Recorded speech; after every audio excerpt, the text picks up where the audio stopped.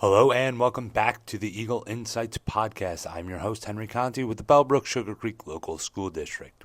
This episode of the podcast is a little bit of everything, the old and the new as it were, though I certainly don't see these people as old. I count them among my friends, and they're wonderful people. First up, we have the retirees, Mrs. Susan Gard and Mrs. Barb Seiler, who end their career here at Bellbrook-Sugarcreek Schools, both with their time spent in the district numbering in the 30s. Then we have a few people who put in their first year with the district as administrators Barry Lyman and Therese Monroe speak to me about their first years here. So that's enough from me. First up, Mrs. Gard. Cue the Eagle. So, Mrs. Gard, what do you think of these last how many years? 34. 34 years. What are your thoughts as you're sitting here on your last day with students? I have had a great career. I've loved my job. I've gotten to spend 34 years teaching little kids to love music and shared my passion with them. I've gotten to teach my own children as they went through the district. And as I'm here, I still love my job. And I have a son still at home and 4 grandchildren and a husband. And I am ready to move on to new adventures. That's great. What are some of those new adventures, I guess? I can't wait to spend time with my grandchildren. Mm-hmm. Number 5 will be born in a couple of weeks. My son's going into high school in a year, and that keeps us really busy. Mm-hmm. I can't wait to vacation off season. We're going to Florida in October, which will be the first time I've ever vacationed when it wasn't a school break. We bought a new house a year ago, and I'm ready to do some more things on our house to make it our home. As you look back, what are some of your fondest memories? That is so hard. I know. It's really unfair. I love it when I see the kids all singing and loving music, because that is truly why I do what I do. I want them to love music and learn the things we need to learn so that they can be better musicians as they get older. Getting to teach my kids was always a thrill, because not only did I teach my kids, but I got to teach all of their friends. And that was when I really felt like I was a part of Bellbrook, and I knew all the kids going through. My family still comments on everywhere we go, I run into students. And I think that is one of the things that I really like, is when I still see kids from years ago, and they still remember things we did in music class. 34 years, if you had to handicap, how many students have come through your class? Do you even want to think about it? I have thought about it a couple times. I get a new batch of about 200 every year, so whatever that math would do, a lot. Yeah. There's been a lot of them. What advice would you pass on to whomever might take this position, whoever might still be in the district? I think to the person that takes my job, be so grateful for what you have. I mean, and you're in a position to work with little kids and give them their first impressions of music, and which is going to set the tone for the rest of their lives. Whether they love singing in kindergarten, they're going to have a positive opinion when they think of music as they get older, and they can do that through either band or other things, but they also, at minimum, they're going to sing to their kids. Yeah. As they grow up to be adults. They're going to have an open mind that ballet and opera are good things, things that they don't always learn outside of the music room. The teachers in general, appreciate what we have. We get to work with kids all day long. And it will go really, really fast. I sit here and cannot believe that it's been 34 years. Yeah.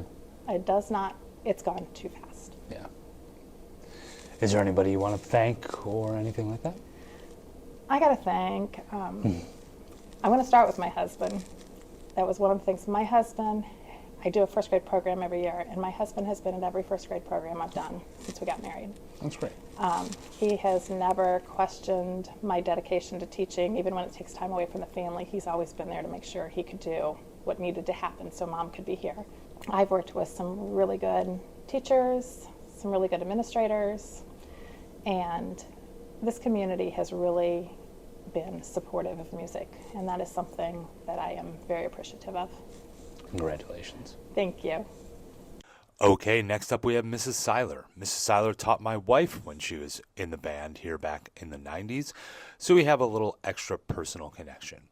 I believe she'd tell you she's not overly sentimental, but it was clear that her time here in the district means a lot to her. All right. What are your plans for retirement? I don't have any specific plans, but I Okay. am going to take the summer off and decide what it is I would like to do with my little bit of extra time. More of the things that I love doing, like I love to cook, I love food, so I'll do some of that. I love dogs, obviously. I'll be Right. doing more dog training, and I'm going to keep playing my instruments, piano and clarinet in Springboro Wind Symphony.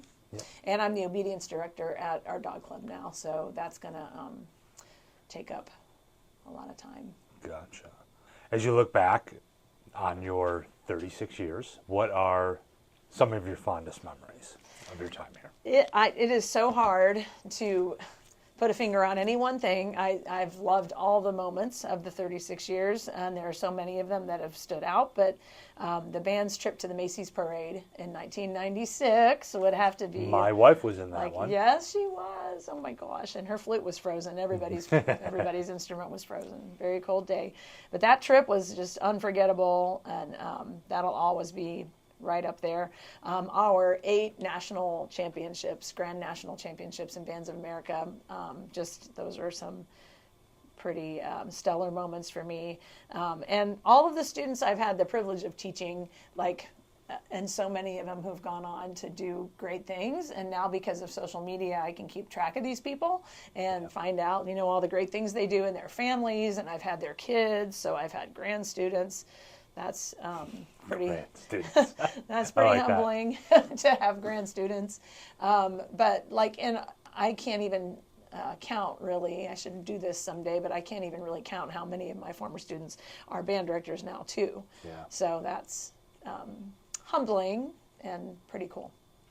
To say you've had an impact would be an understatement, certainly. Thank you. And what advice would you pass along to those who continue, maybe even in the music profession here or just starting out in the classroom setting? I would say don't forget to just take time to appreciate and enjoy everything, every moment of every day. It's amazing how fast it goes. I'm about to cry, but 36 years, just went like a blink of an eye. So enjoy every moment and appreciate every day. And also make time for yourself in your, that's something I didn't do early on, which was to make time for things I like to do outside of school. In fact, I didn't even know what those things were until very late in my career, like running agility with my dogs. I wish I had started that before my knees got bad. So finding something you love and making sure you take time to do that as well in your life. Great. Thank you so much. Thank you. Thanks to both of these ladies who have meant so much to the music program here in the district. Now we move on to Mr. Lyman, who said his welcome here was outstanding as he got to know a lot of the people right off the bat, and his first year here was about as smooth as they come. Barry Lyman, how has your first year here at Bellbrook gone? Oh, it's been wonderful. Everyone's been so great. I mean, the kids were welcoming since day one. I had a student say to me on day one as I was walking in, "Welcome, Mr. Lyman. I'm glad you're here." And I was kind of caught off guard by it, but it's been wonderful. What have you seen this year that you really like about just being here at Bellbrook? I think the thing that is most endearing about Bellbrook is it's big enough to where it offers a lot of things, but yet small enough to where you know people and you know a lot of people, if not everybody. And it offers a lot for kids and for staff to be involved. I think that, when you look at Bellbrook, the whole thing that drew me to Bellbrook was just their excellence in every area. Academics, it's a 5-star community. Athletically, they do so well. The arts do well. Our drone team does well. And the list goes on and on. There's so much great things going on here at Bellbrook. Yeah. You mentioned your surprise from your previous district to this district. What can you tell me about the differences between here and there? I think the biggest difference between here and my last district is obviously number one is size. We had a graduating class of 30, mid 30s, low 40s. Here we have 240-ish, 230-ish. So that's the size difference. And then I think the other thing is just when you're there, there's a little bit different expectation kind of about school and about what the plan is after school. I think that when you see all of the great things that our kids are doing after school, they're going to different places, they're traveling, they're seeing different things. And not to put anything bad about the last district, because I loved my time there. I love the students, I love the family and the community. I think there's just a little bit more exposure here as opposed to there. I don't think that a lot of the kids are as exposed to just all the different things that Bellbrook kids are exposed to. Gotcha. Your last district was pretty rural? Well, it wasn't really rural. It was in between Hamilton and Trenton, but it was in a little valley that has a lot of endearing qualities to it. I mean, it's like a family community there. I kind of equate it to like a little holler of community, a community of schools and families that have been there for generations. Yeah. What lessons did you learn this year that you're looking forward to taking into next year? I'm a firm believer in I know what I know, and what I don't know, I don't know. And this year was a big learning curve because of the size, all the different activities, the roles that I have here. I could be busy every night of the week here because we've got something going on for kids, for adults, for community. I think that the biggest thing that I learned is, organization. My calendar was the first thing I looked at when I got in for the day, and it was the last thing I looked at when I left for the day. And it was, and many times throughout the day, there's just so much going on here. Yeah. So, what have you enjoyed most?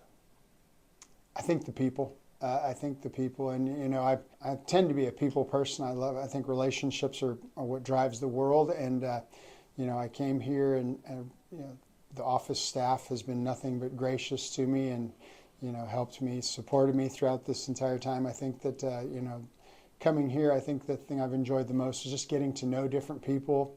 The students were so very friendly to me. I in other districts I've worked in, when you talk to students, they're kind of, I don't want to say guarded, but guarded to a sense that, who is this person? Why are they talking to me? And I would say, how are you to people here? And our students would stop and talk and carry on conversations and ask questions. It was really quite refreshing. I think that was the thing I enjoyed most. Great. Finally, we bring in Dr. Monroe, who's brought an excellent new energy to Bell Creek Intermediate, and she talks about what she learned in her first year here in the Bellbrook-Sugarcreek School District. All right, Dr. Monroe, what have you learned this first year at BCI and here at the school district? Thank you, Mr. Conti, for having me interview today on your podcast.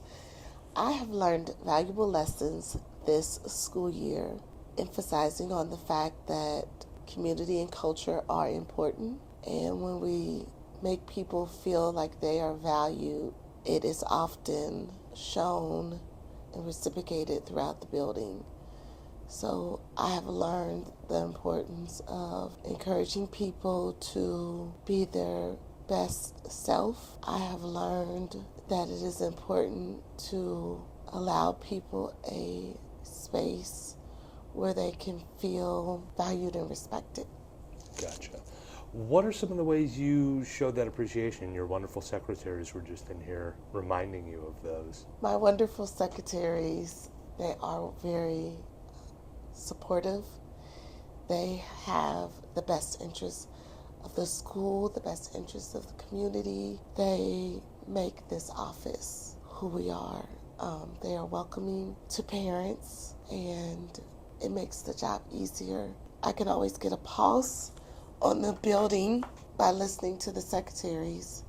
And when we know that people need to feel supported and valued, we show them in different ways. We show our staff that we value them, not just in gifts and pick-me-up, pop-up candy cart pop carts, but sometimes it's just being there to listen to them, give them a hug, and let them know that they are valued. Do you think that's one of the important lessons you learned this year was making sure, I'm sure you probably did it at the middle schools you were at before, but making sure that all those teachers and staff members are feeling valued? Is that something you're going to make sure you continue into next year? Absolutely. Building a culture of staff, that's teachers, custodians, cafeteria, paraprofessionals, and everyone in between. I feel that letting them know that we support them by going into the classroom and giving them a break, teaching the class while they go to the restroom, or serving lunch in the cafeteria, helping the custodians when someone is out sick. It lets them know that we understand their job and that we are here for them. Any final thoughts about what this year was like for you? This year, we implemented Wit and Wisdom curriculum. The teachers, it was challenging because the teachers were learning something new. Mm-hmm. The students excelled in content areas. You can see that on our MAP report and in the report that should be released soon from the state. Continued growth academically is something that I'm very proud of. I'm proud that that was one of the administrators here during this process. We have dedicated staff here, dedicated teachers, and they worked hard to ensure that all of our students received an education that will help them be not only successful academically, but lifelong learners. I want to thank all 4 of our participants on this podcast and also make mention of 2 other retirees. Mrs. Becky Mann served the district for 22 years, and Mrs. Pam McKeever served for 25. Thank you all for your hard work and dedication throughout your storied careers, for all the work you put in with your colleagues, and for the students and our community.